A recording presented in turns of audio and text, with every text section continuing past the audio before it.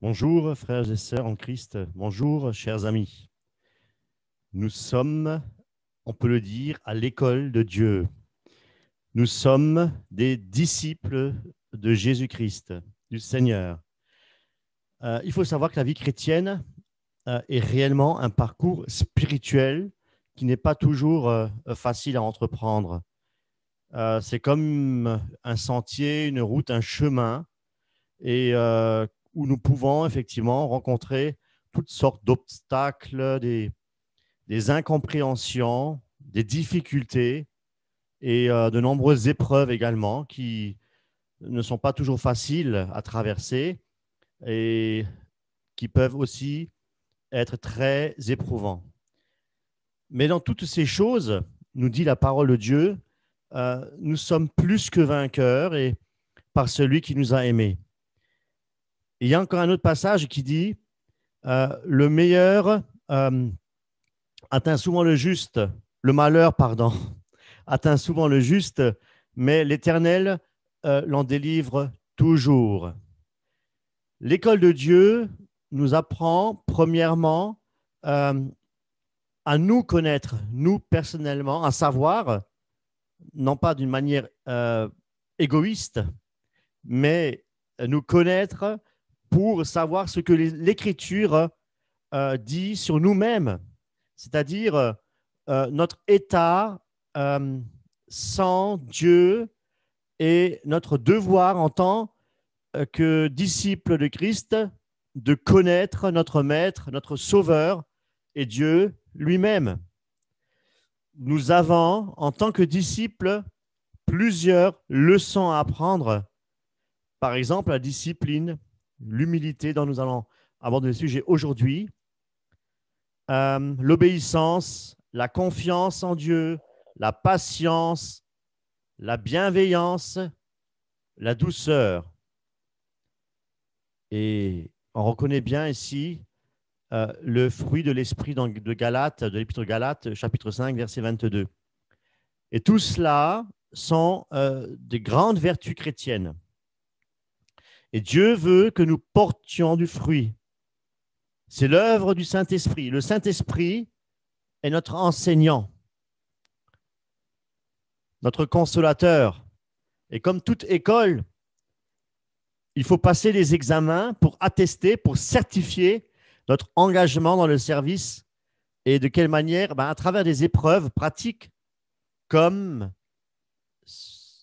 la tribulation, la maladie, les différents obstacles, mais tout cela est réellement nécessaire pour notre maturité spirituelle. Il est dit que c'est par beaucoup de tribulations qu'il nous faut entrer dans le royaume de Dieu. Notre examen final, au tribunal de Christ, nous aurons des récompenses, des couronnes qui nous seront distribuées.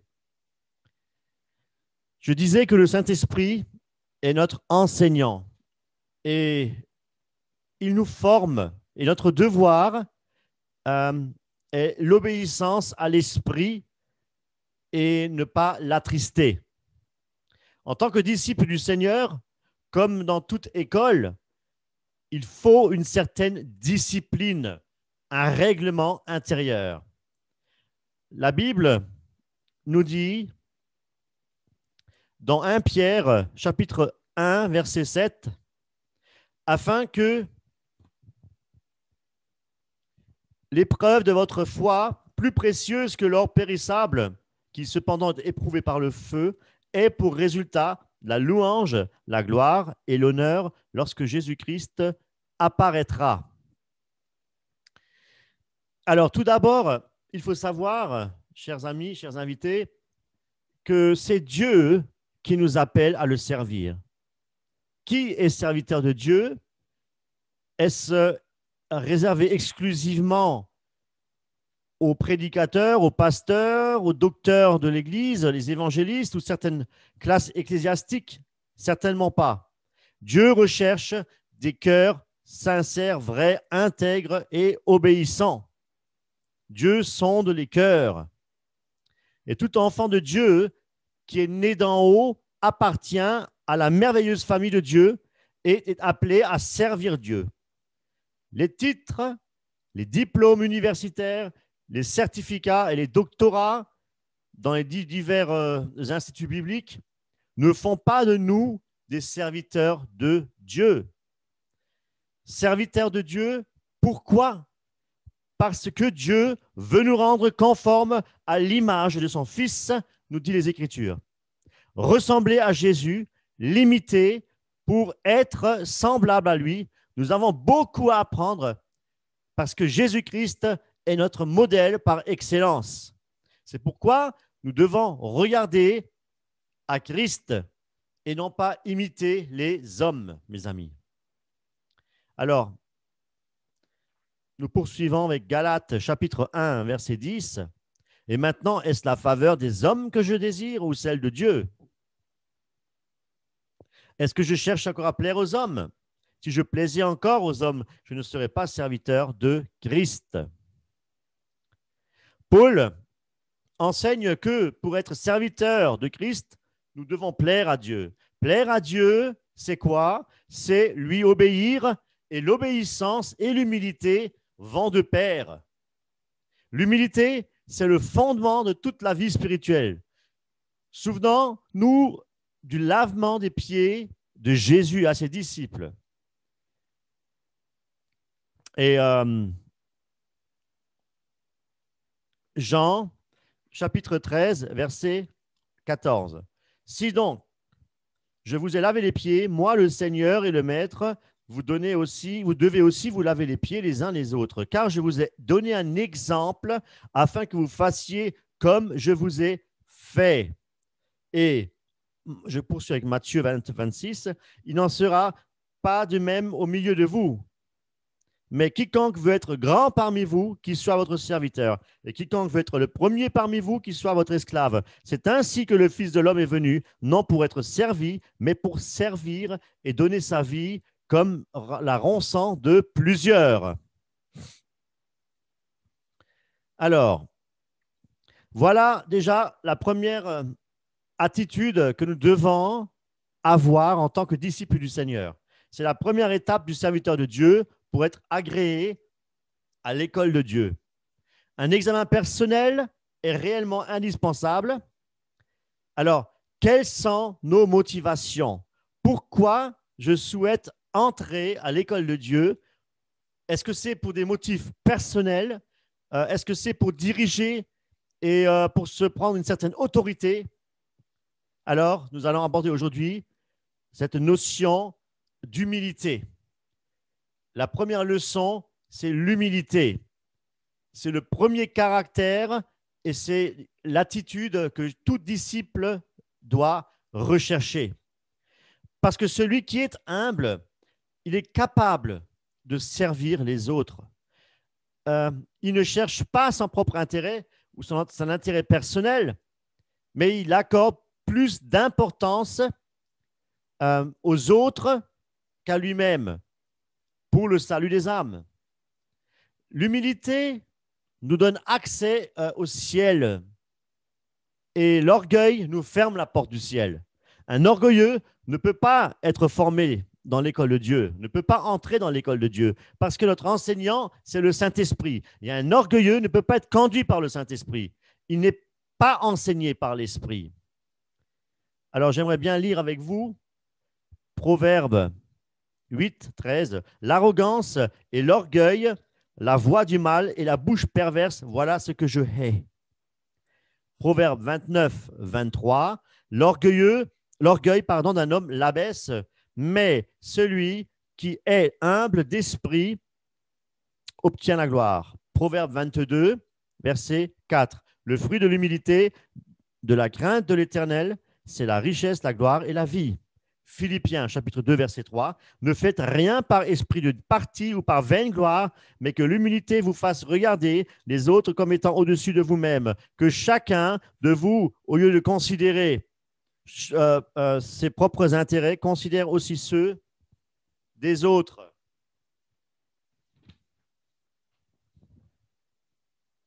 Donc, je disais, la première leçon dans l'école de Dieu, c'est l'humilité. Et sans l'humilité, sans elle, on est disqualifié.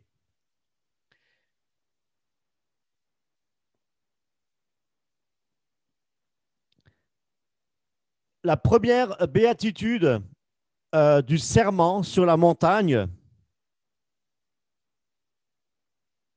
Alors,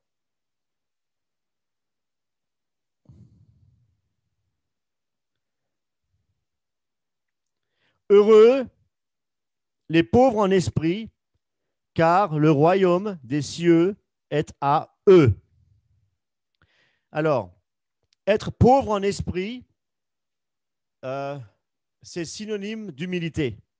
Dieu nous appelle à être humble de cœur et on ne peut pas accomplir l'œuvre de Dieu si nous n'avons pas d'humilité.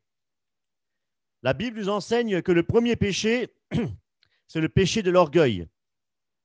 Satan ou Lucifer, à cause de son péché, à cause de son orgueil, a voulu se placer au-dessus de Dieu et il s'est opposé à la volonté de Dieu.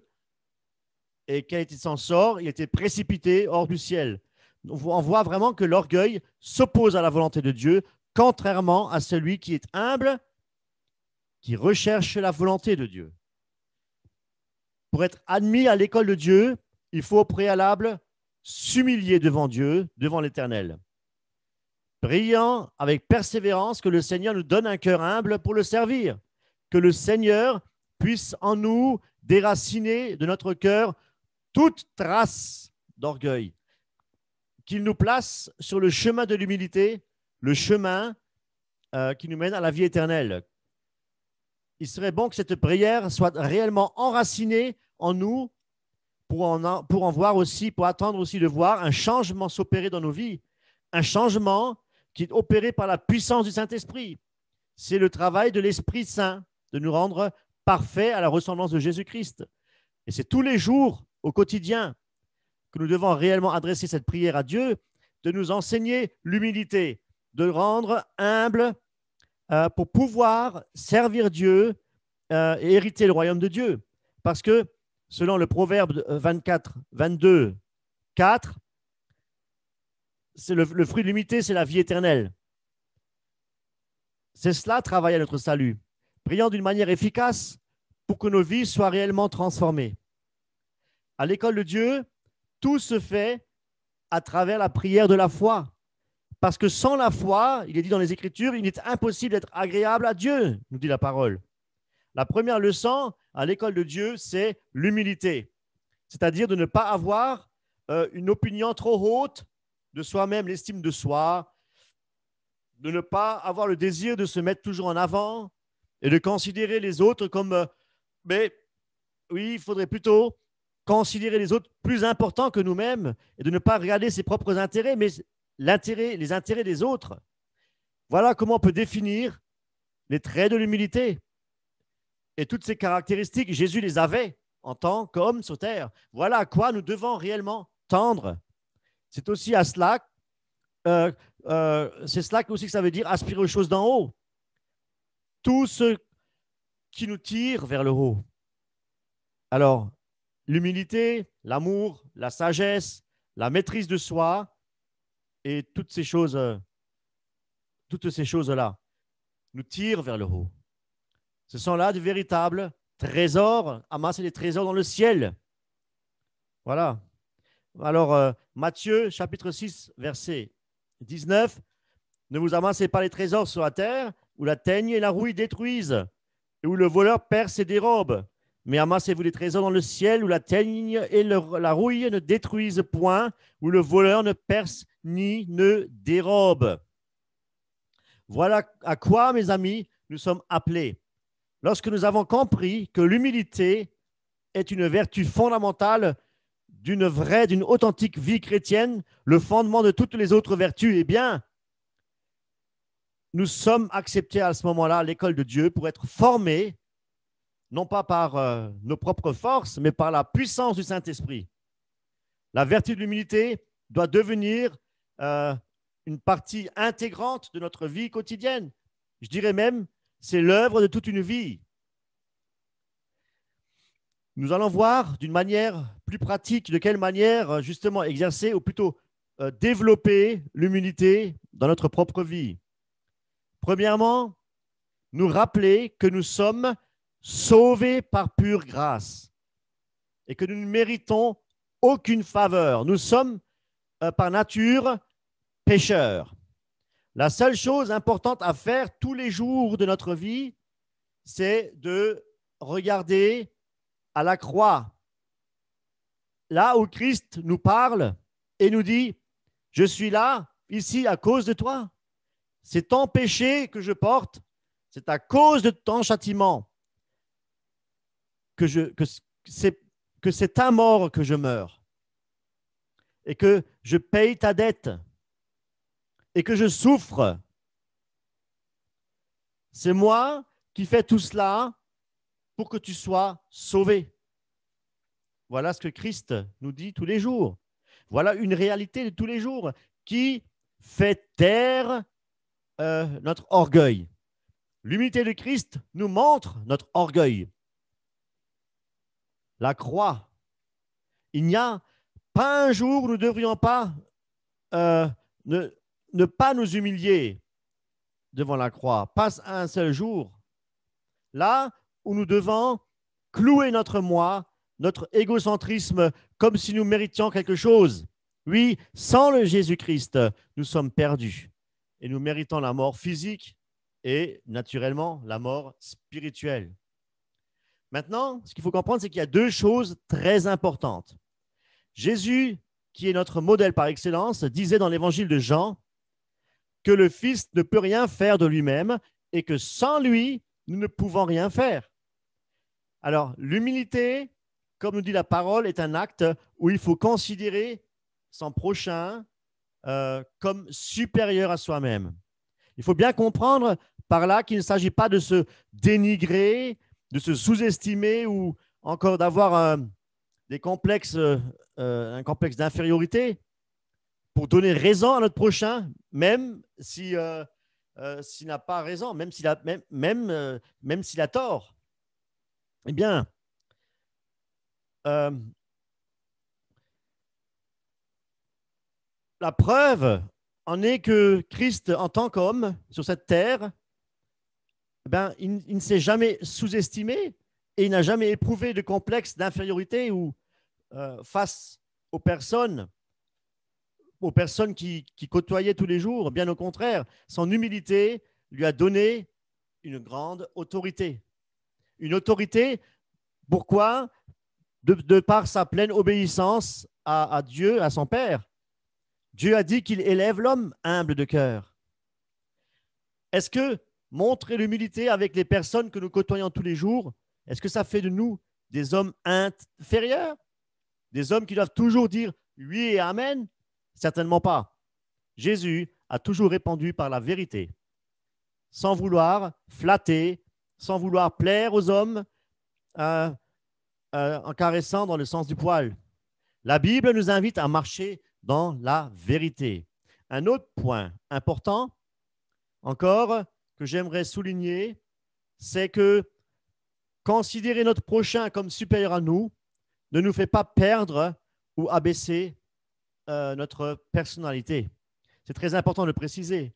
N'oublions pas que si nous sommes en Christ, nous sommes une nouvelle créature. Cette nouvelle créature a un créateur qui est devenu notre Père céleste. C'est pourquoi nous devons craindre, obéir et nous soumettre à Dieu. Nous avons revêtu l'homme nouveau, une toute nouvelle personnalité. Le Saint-Esprit qui travaille en nous. Le Saint-Esprit, son rôle de nous transformer, notre intérieur, notre être intérieur et notre personnalité à l'image, à la ressemblance de notre Créateur, à l'image de Dieu. C'est pourquoi il est impossible de plaire à Dieu si nous marchons par la chair. Marcher par la chair, c'est écouter son ego. Donc, forcément, le diable. Marcher par la chair, c'est obéir au diable. Et le fruit qu'on récolte, c'est l'homme livré à lui-même. L'égocentrisme et l'orgueil. Donc, il est impossible pour un homme non régénéré, qui n'est pas né d'en haut, de manifester l'humilité dans son cœur. Sa personnalité est influencée par Satan pour développer et pour nourrir son ego. Contrairement à l'homme régénéré qui, lui, sous la puissance du Saint-Esprit, manifeste le caractère de Christ, non pas pour nourrir son ego, mais pour produire du fruit, pour être un réel serviteur du Christ, et cela en toute humilité, justement pour ne pas chercher son propre intérêt égoïste. L'humilité, comme Christ nous l'a montré, nous donne la sagesse lorsque nous voyons par exemple notre frère ou notre sœur dans le besoin ou peut-être dans une détresse particulière. De ne pas justement de le négliger ou de la négliger, mais d'en prendre soin comme nous l'a montré Jésus-Christ avec la parabole du Samaritain. Alors, mes amis, en termes de conclusion, j'aimerais encore résumer les choses importantes que nous devons connaître au sujet de l'humilité. Premièrement, l'humilité, en tant que chrétien, c'est de nous soumettre les uns les autres. Le résultat ou le fruit de l'humilité nous donne la paix. L'humilité crée l'unité au sein du corps du Christ. Parce que nous sommes au service des uns des autres. Ça nous fait rappeler effectivement au lavement des pieds. L'humilité procure aussi la joie. Par exemple, en acceptant la recommandation, voire même les corrections et les exhortations de nos frères, de nos sœurs en Christ, eh bien, ça nous conduit vraiment à progresser, à avancer dans l'unité avec Christ, en Christ. Tandis que l'orgueil, en fait, l'orgueilleux ne se laisse pas reprendre. Lui, il sait toujours mieux que tout le monde, il sait mieux que les autres. Il pense qu'à lui. Tout est basé sur lui. Tout est centré sur lui. Alors, au lieu de construire l'unité, qu'est-ce qu'il fait? Il fait des dégâts. Il a détruit en provoquant quoi? Le trouble, le désordre dans l'assemblée. L'humilité nous pousse à suivre les commandements et à obéir à Dieu. Pour plaire à Dieu et non aux hommes. J'aimerais bien lire avec vous 1 Pierre, chapitre 5, versets 5 à 6. De même, vous qui êtes jeunes, soyez soumis aux anciens et tous vos rapports mutuels, revêtez-vous d'humilité, car Dieu résiste aux orgueilleux, mais il fait grâce aux humbles. Humiliez-vous donc sous la puissante main de Dieu, afin qu'il vous élève au temps convenable. Deuxièmement, l'humilité ne fait pas de nous des hommes frustrés ou encore le sentiment d'infériorité, de se sous-estimer. Parce que, oui, se sous-estimer, effectivement, c'est ouvrir la porte à l'ennemi, ça correspond à la pensée de l'ennemi. Dieu ne nous a pas créés en être inférieurs, au contraire, il nous a créés pour pratiquer les bonnes œuvres que Dieu a préparées d'avance pour nous qui sommes ses enfants. Contrairement à celui qui se sous-estime, lui. Il est dominé par le diable pour rester dans son coin, justement, en se croisant les bras. J'avoue que ce n'est pas facile de revêtir l'humilité, que ce soit au travail ou autre part. Parfois, pour ne pas se ridiculiser ou pour éviter bien des remarques ou une remarque qui pourrait blesser notre ego, eh bien, on veut se mettre en avant, on veut se valoriser et faire savoir à notre interlocuteur que nous maîtrisons mieux la situation que lui-même. Alors, on agit de cette manière pour ne pas être humilié. Une fausse humilité. Alors, cette façon de faire n'est absolument pas scripturaire. Nous ne devons pas céder à nos sentiments, à nos émotions. Alors, laissez toute la place. Dieu nous a certes créés avec des sentiments et des émotions, mais nous ne devons pas laisser toute la place à nos émotions et de faire confiance à nos sentiments et à nos émotions. Ça, nous ne devons pas le faire. C'est nourrir notre ego et c'est réveiller des sentiments charnels pour faire quoi? Pour plaire aux hommes. C'est pourquoi, justement, Paul nous dit de mourir à nous-mêmes, à soi-même, pour justement pour pouvoir revêtir l'humilité. Et si nous sommes blessés par une parole ou peut-être par une personne qui manifeste un esprit de supériorité sur nous, envers nous, eh bien, à ce moment-là, il faut s'en remettre à Dieu. Sinon, c'est la chair qui réagit et nous savons que la chair ne produit rien de bon, mais provoque que des dégâts. Alors, Romains, chapitre 12, verset 11.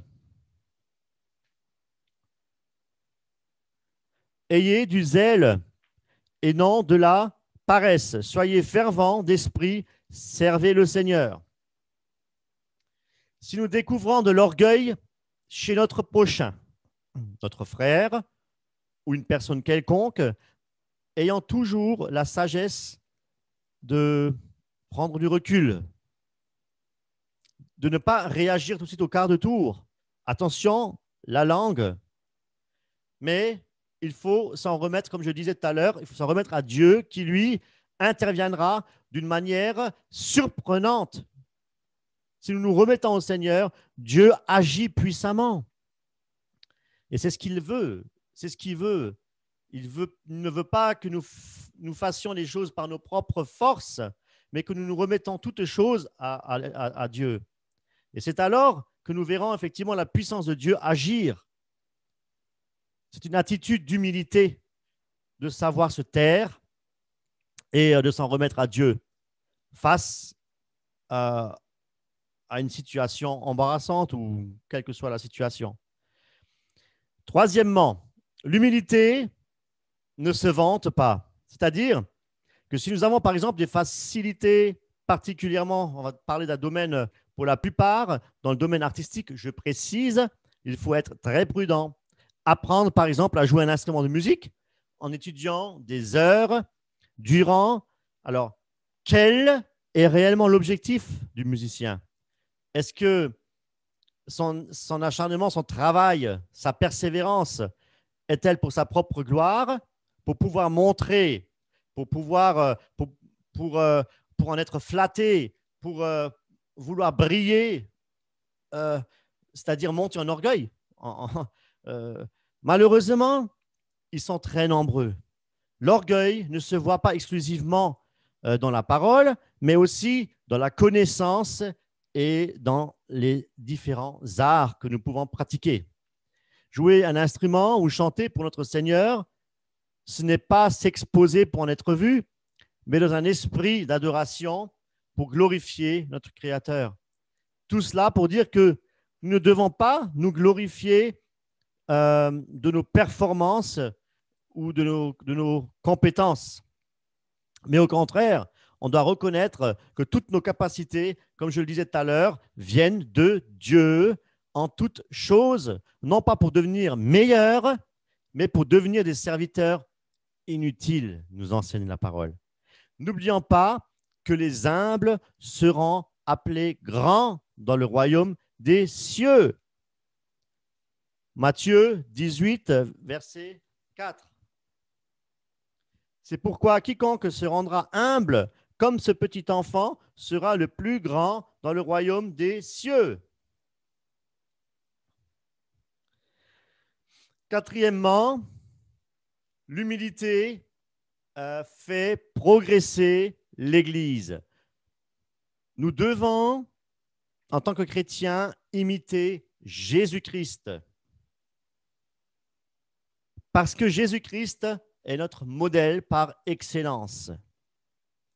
Et là, j'aimerais bien lire avec vous Philippiens, chapitre 2, versets 7 et 8.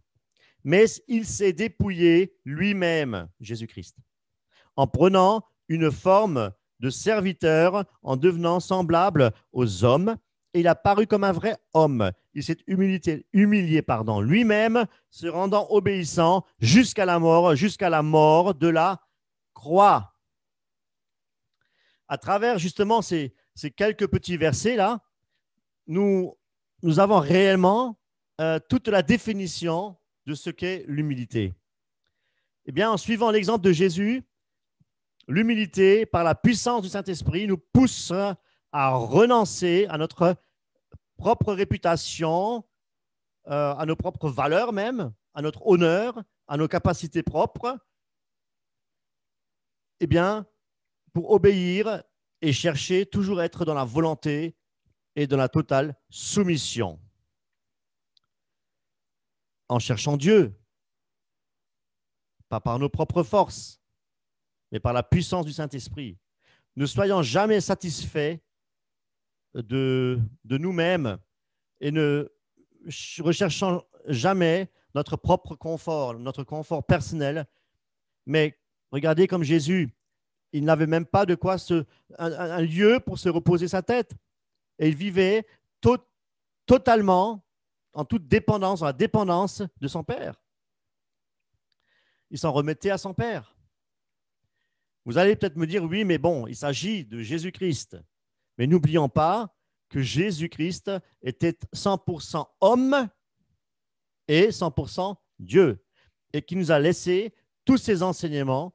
C'est pour que nous puissions apprendre qu'il ne faut regarder qu'à lui, imiter, l'imiter, et c'est ça en fait le suivre. Dans l'épître de Jean, première épître de Jean, il est dit que celui qui dit qu'il demeure en Christ, eh bien, il doit aussi marcher comme Jésus-Christ a marché. Ce verset nous montre bien à quel point nous sommes encore orgueilleux d'affirmer que nous sommes des chrétiens et que nous sommes des disciples de Christ. Marchons-nous comme Jésus-Christ a marché? Suivons-nous les exemples d'humilité de Jésus-Christ? Jésus sur cette terre nous a laissé tant d'exemples, justement, de leçons d'humilité. Comme j'en parlais en début de vidéo, le lavement des pieds, la parabole du bon samaritain et tant d'autres exemples. Il nous a montré aussi, de par sa vie, et non pas qu'il a besoin d'être humble pour hériter le royaume de Dieu, parce qu'il est Dieu lui-même. Alors pourquoi a-t-il fait toutes ces choses? Mais Dieu a envoyé son propre Fils sur cette terre pour nous montrer l'exemple à suivre à travers son Fils. C'est pourquoi, ayant toujours les yeux fixés sur Christ, qui est notre modèle par excellence, et détournons-nous de tout ce qui est contraire à l'esprit d'humilité. Galates, chapitre 6, verset 3. Si quelqu'un pense être quelque chose, quoi qu'il ne soit rien, il s'abuse lui-même. Je le relis. Si quelqu'un pense être quelque chose, quoi qu'il ne soit rien, il s'abuse lui-même. Nous ne sommes rien. Nous ne sommes rien. Pour revêtir le manteau d'humilité, nous devons premièrement déposer notre manteau d'orgueil. De quelle manière? En renonçant à nous-mêmes. Paul en parle. Jésus est Dieu, et pourtant, lorsqu'il était sur terre, il n'a jamais voulu vivre en tant que Dieu. N'est-ce pas cela une grande leçon d'humilité à notre égard? Il a littéralement mis de côté son manteau royal. En tant que fils de Dieu, il a renoncé à tous les privilèges. Souvenons-nous, lorsqu'il était tenté dans le désert, il a renoncé à tout. Et de plus, il est devenu homme et il est venu comme un simple homme habiter dans un petit village à Bethléem et naître dans une misérable étable. Et dans sa marche, il s'est humilié en devenant obéissant jusqu'à la mort sur la croix à cause de nous, pour nous sauver. Quel amour, quelle humilité. Une humilité dans la perfection, nous pouvons le dire. C'est une perfection. Il est parfait, Jésus-Christ.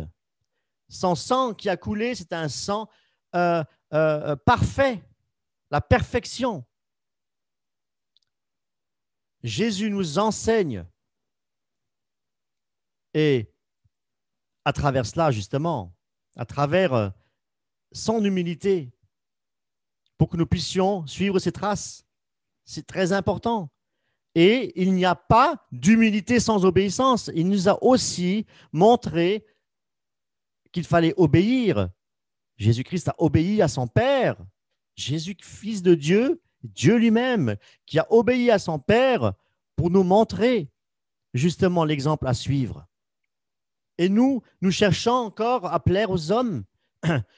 Nous cherchons à nous valoriser, à vouloir être un grand prédicateur, à vouloir faire ceci, à vouloir faire cela pour en être vu. Jésus nous montre que l'obéissance, que obéir, c'est reconnaître une autorité qui est au-dessus de nous.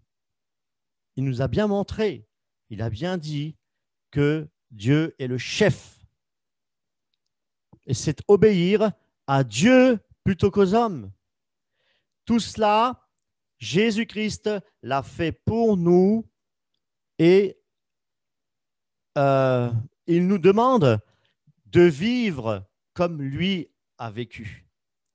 Que le Seigneur, vraiment, mes amis, que le Seigneur nous accorde cette grâce, la grâce de reconnaître notre insuffisance, nos manquements, notre orgueil encore, et de nous humilier et de revêtir le manteau de l'humilité pour manifester l'humilité partout où le Seigneur nous conduira. Pour que Christ, et non pas les hommes, pour que Christ seul, celui qui est mort pour nos péchés, qui a donné son sang, qui a fait couler son sang pour nous purifier, pour nous pardonner toutes nos iniquités, pour nous sauver, pour que lui seul, à lui soit toute la gloire, que lui seul soit glorifié, afin que de nombreuses âmes soient attirées à Christ de par notre comportement, parce que nous devons refléter Jésus-Christ. Nous devons imiter Jésus et refléter Jésus-Christ sur cette terre, afin que de nombreuses âmes puissent être sauvées. C'est l'objectif du Saint-Esprit, de ramener toute pensée si captive à l'obéissance de Christ et de prêcher l'Évangile. Nous sommes tous, quelque part, concernés, non pas seulement les pasteurs et les dirigeants d'Église, mais nous avons tous cet appel de servir le Seigneur là où Dieu nous place. Pour les uns, leur rôle, c'est le rôle de pasteur. Pour d'autres, ce sont des évangélistes. Mais nous avons tous, quelque part, notre part à faire, à prêcher l'évangile de Christ et avant tout à être des imitateurs de Christ et de manifester cela dans toute humilité, en toute humilité. Alors, mes amis, si nous avons effectivement agi, c'est-à-dire œuvré dans l'œuvre de Dieu avec un esprit orgueilleux, par motif personnel, eh bien, repentons-nous. Repentons-nous sérieusement, sincèrement, parce que Dieu nous connaît. Dieu connaît notre cœur. Il est le seul à connaître notre cœur. Eh bien, que le Seigneur nous pardonne et qu'il nous accorde toujours cette grâce encore de pouvoir revenir à lui, de considérer effectivement que nous sommes des serviteurs inutiles et notre Dieu est bon. La porte de l'arche est encore ouverte et il accueille toujours et encore le pécheur qui se repent. Alors, mes amis, que le Seigneur vous bénisse, vous fortifie et qu'il vous donne le manteau de l'humilité pour pouvoir grandir spirituellement et pour l'unité de l'Église, pour la croissance dans l'unité de Christ, de l'Église. Soyez bénis. Amen.